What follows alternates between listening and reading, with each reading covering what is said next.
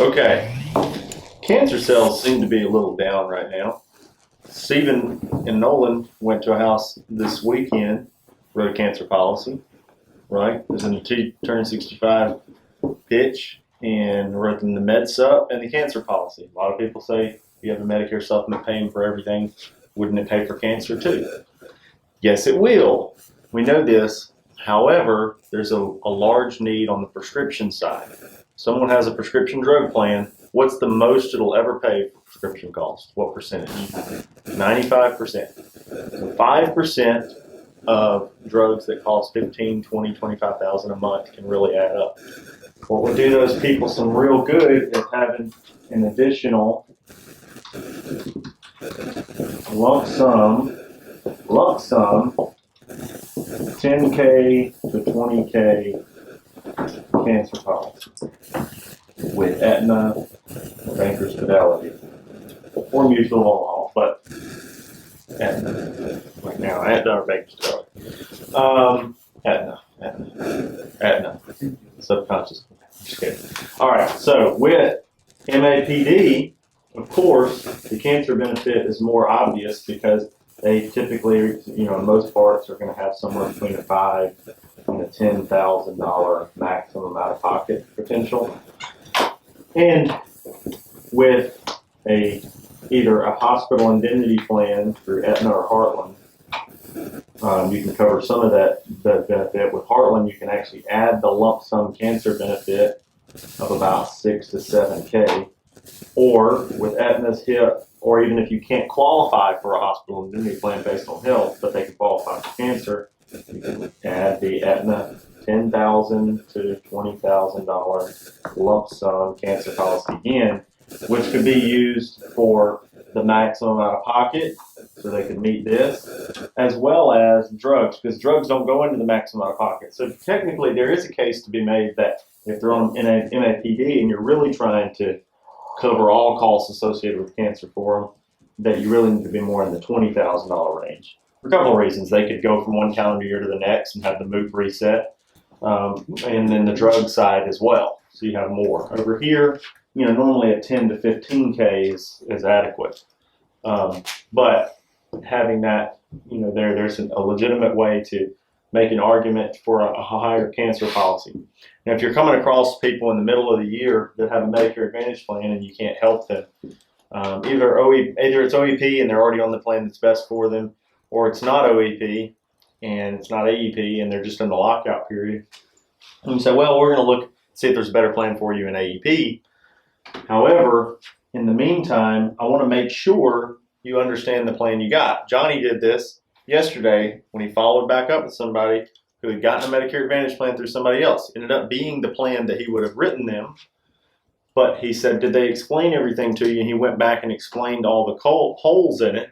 Said, but there's a secondary policy called a hospital indemnity plan with a cancer rider that we can put on there to fill those holes up.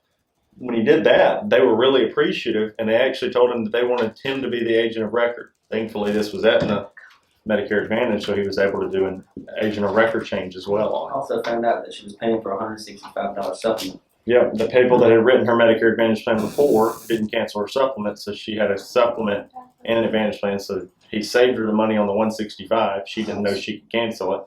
Got her the hospital indemnity plan for probably half the cost or less. And then now she's his client for Advantage plan. So looking for that opportunity to educate people. Don't instantly think, oh, this person's already taken care of, on to the next person. Sit there and take the time, put notes in the CRM. So another thing, this is just kind of diving off into a different topic, but something that I did when I first started was I didn't have a CRM at the time, so I would use my calendar on my iPhone.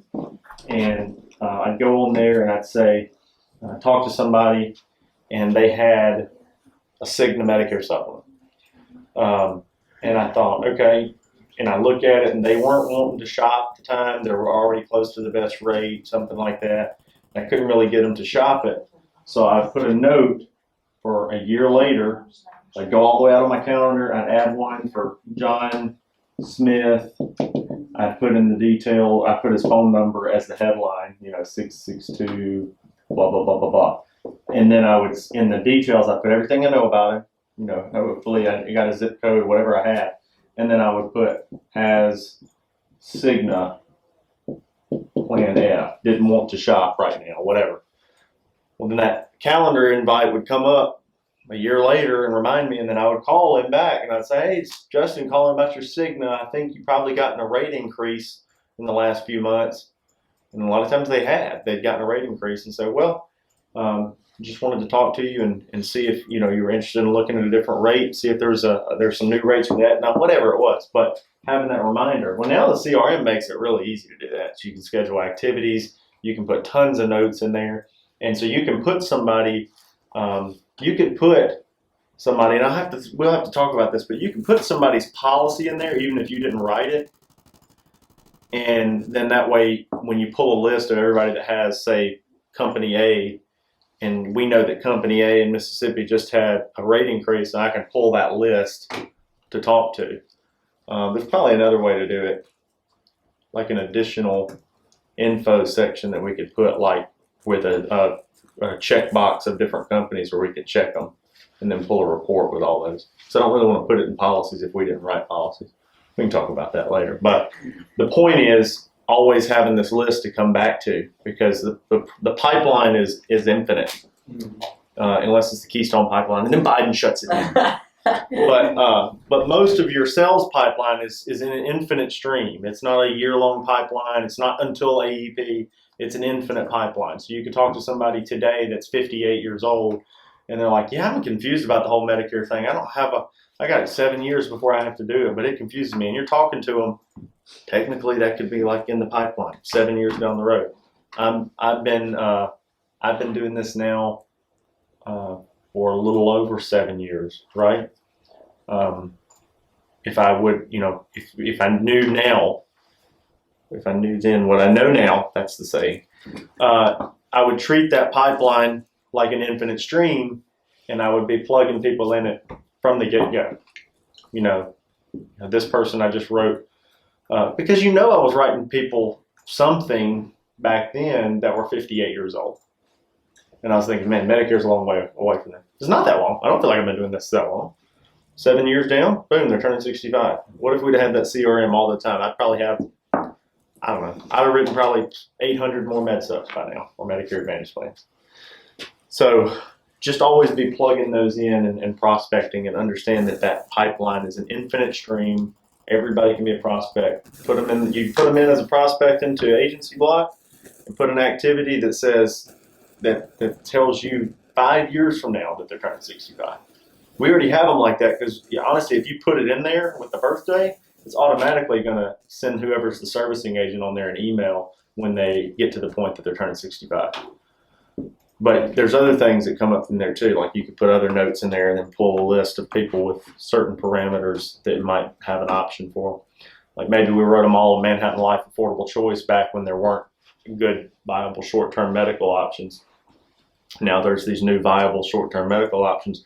You could pull that list and call them and just say, hey, just so you know, there are more options than there were when we first got you on your health insurance. Just wanted to let you know, in case you were shopping it, that we have all those options too. Not trying to churn that business, but just letting them know that if they're shopping it, we have other options as well. So that's it this morning. Sell cancer insurance. Nobody will ever get a check from a cancer insurance company and be mad about it. You know what I mean? But there are plenty that probably wish they had it. And to prove his point, just because I know you're new and Christina's new as well, we had a guy, and I won't mention the name, but we had a guy whose wife had it, and he told me on the phone, I wish I would have got it because he had just been diagnosed with cancer. Yeah. And he said, my wife got it, and I turned it down, and I wish that I would have gotten it that day. Yeah. So, I mean, that stuff happens. And then we had another client that I think one of our other agents had sold, and they came back and got diagnosed with cancer, and they had forgotten that they had a cancer policy. And when they came by to check what policies they had, there was a cancer, and I think it was a $15,000 benefit, and they were so excited that they had that because it was going to be expensive, something with the medications as well. So it's always medication, travel, inconvenience. Yeah. No matter what it is, just because your coverage is covering 100% of the medical stuff doesn't mean you have some other financial strain related to cancer. Yeah. So the only reason I share that is don't give up on promoting it, because you're going to get some people that are negative and say that, but you'll get stories like that that'll make you feel good that you pushed hard to try to get someone to get that to help them out when they really need it.